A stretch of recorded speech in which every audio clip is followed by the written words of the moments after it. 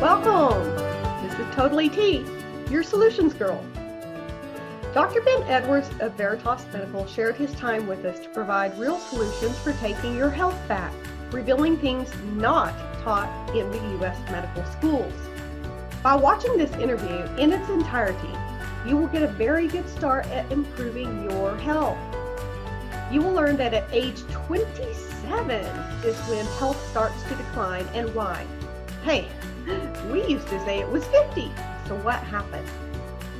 He speaks on reversing chronic illness, what doctors are not trained to ask, what is more addictive than heroin and cocaine, and what is required reading for traditional doctors to continue a dialogue with him. In approximately 20 years, Dr. Edwards lets you know why all doctors will be practicing this way. Listen in and learn how to take your own health back. We're today with Dr. Ben Edwards in Lubbock, Texas, Veritas Medical Clinic or Center? Clinic. VeritasMedical.com, but yeah, Veritas Medical is the name of the clinic. Very good. So I've known Dr. Ben Edwards for a while now. Actually interviewed him on a Facebook Live one time for us here locally.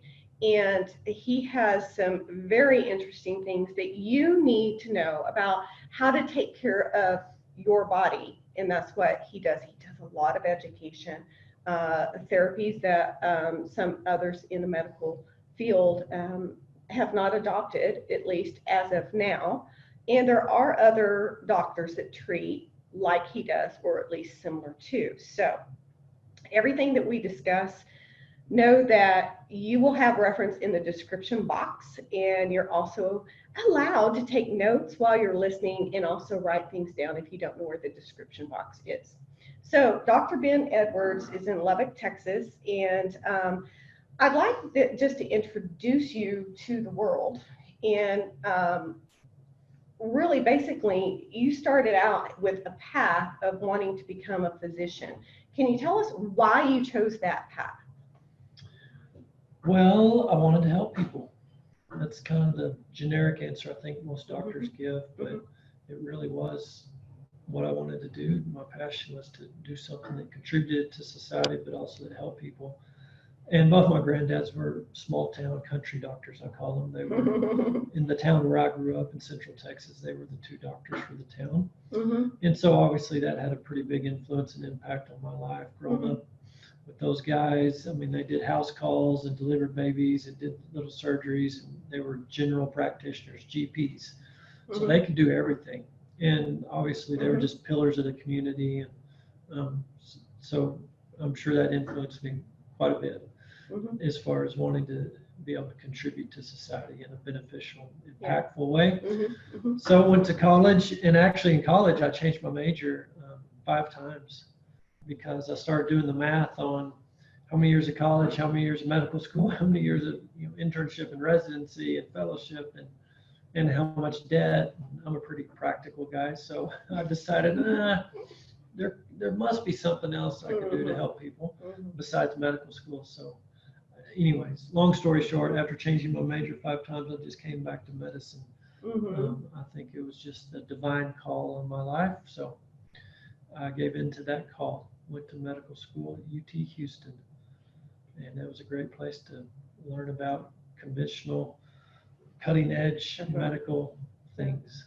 So you're known as a general practitioner. Yeah, so I did residency in family practice, and I did that in Waco. I was chief resident there in Waco, and I went to Waco because they train family practitioners to practice very broadly, meaning deliver babies and do colonoscopies and be a little more than maybe what a family practitioner in a city would do. A family practitioner in a rural setting would do more. So Waco trains for that. I went to Waco Family Practice and got a great education there too. And then left there for West Texas.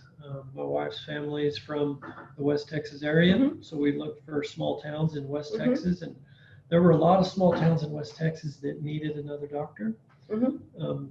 We went to a lot of them and kind of interviewed and looked around and scoped it out.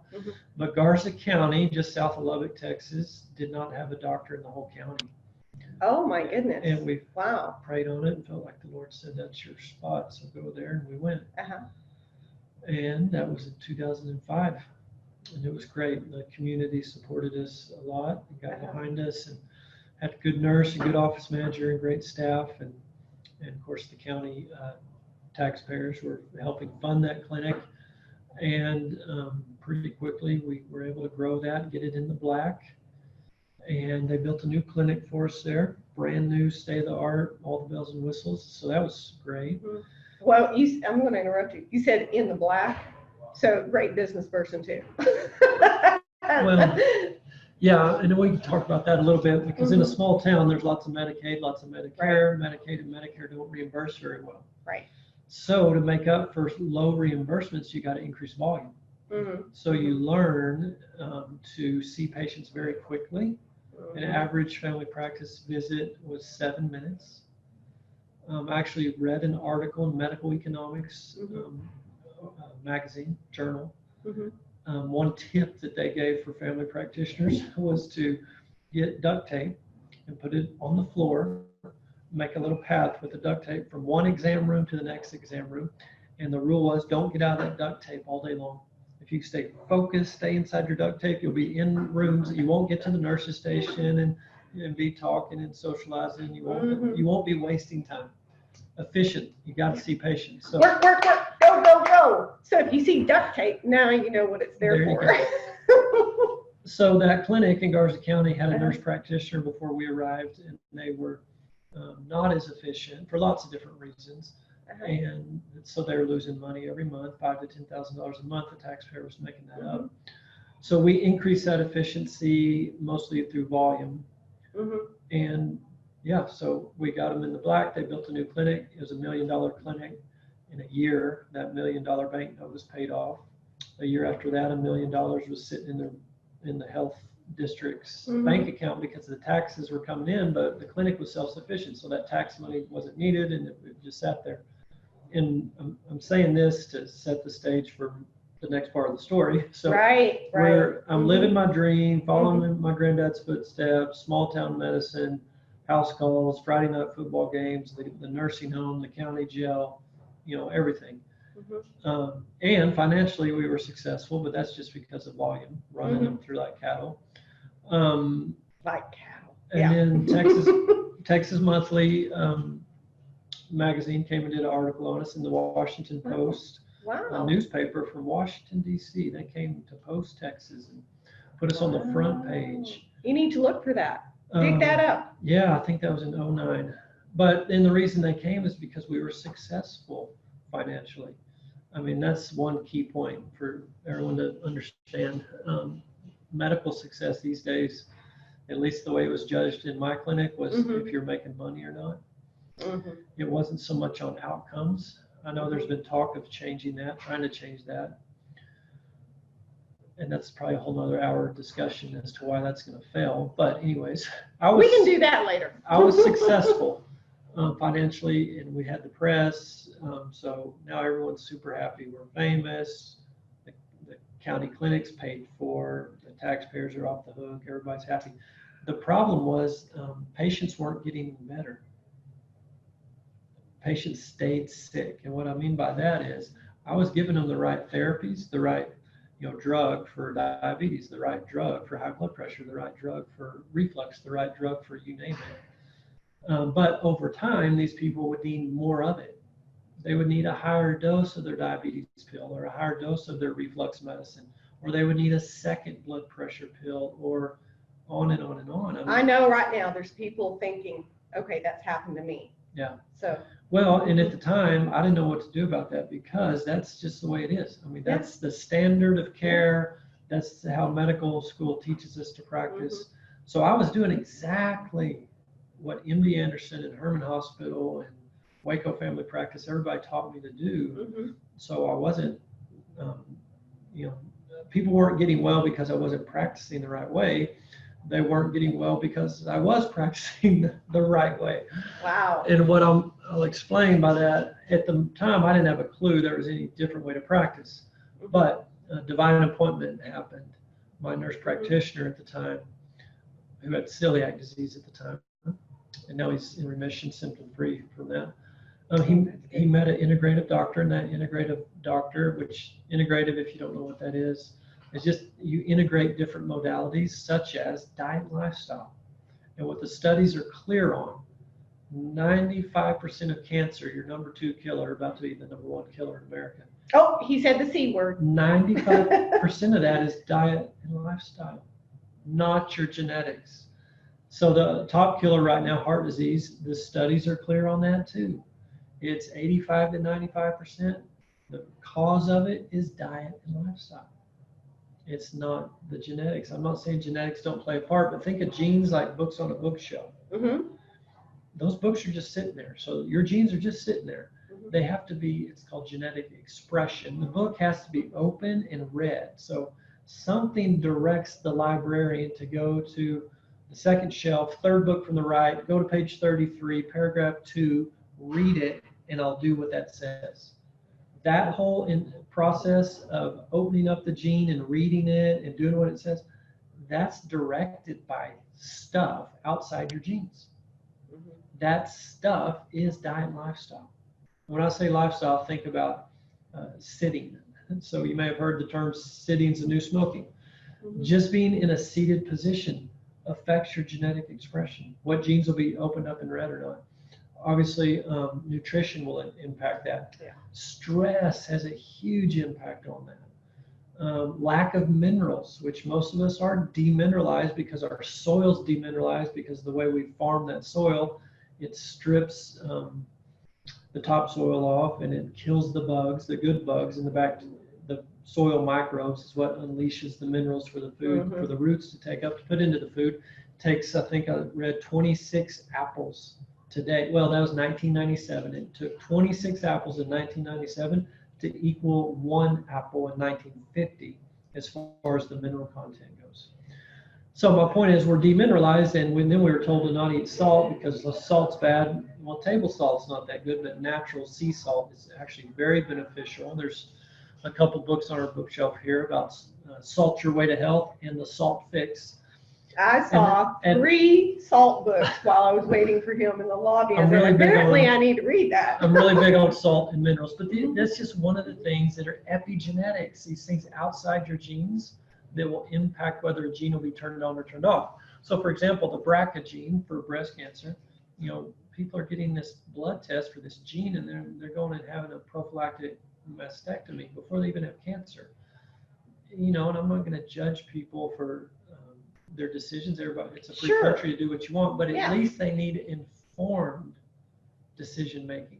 And that's what we do at Veritas now. We're all about informed consent. Let's inform everybody of everything that we know of, and then they can decide what they want to do. So if you're informed that the BRCA gene can stay turned off, and it's all your diet and lifestyle to do that, then let's teach you about that. So you went from being a traditional general practitioner. Yep. You're telling us about the journey of why you started going to the integrative and also known as functional, right? Yep. Functional medicine. So if you're looking for a doctor like this, just Google functional medicine doctor in your town or integrative doctor. Cleveland Clinic's doing functional medicine.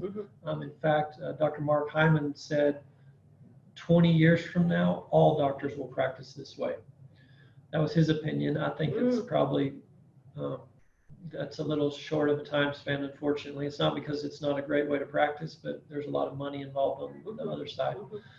But anyways, it's a legitimate thing is what I'm saying. Cleveland Clinic's doing it. And the funny thing, Cleveland Clinic got so busy because their results are so good in functional medicine because you're addressing the root cause of stuff, that their waiting list was so long, they decided to take the people sitting there on their waiting list and have those people, while they're waiting for the functional medicine doctor, just go talk to the health coaches, the ladies and the men who can teach you how to move and eat different and drink the clean water and salt your way to health and all these things.